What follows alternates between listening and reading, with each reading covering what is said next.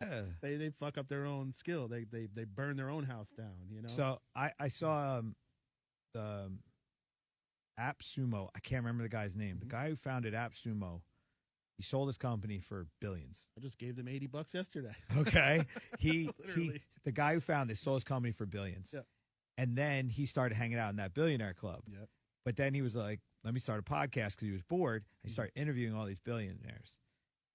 And all of them across the board, none of them sold another company for what they sold their first one for. Yeah. They all sold for billions, Yeah. and then they never did it again. Mhm. But that company that they sold for billions, it was based around one thing. Correct. And they didn't over diversify. Mhm. They mastered one thing, Yep. put everything they had into it, built up its value, Yep. and then sold it. And then whenever they tried to do something outside of that, Yeah. it didn't work because it wasn't their thing. Yep. That thing they sold was their thing, and everything else they're just playing with to But- waste time at that But point. now they need, in a sense, it's a blessing in disguise because now that they sold that one for billions, they need losing businesses to keep that money anyway. Yeah. So it's kind of works either way. It's you but know?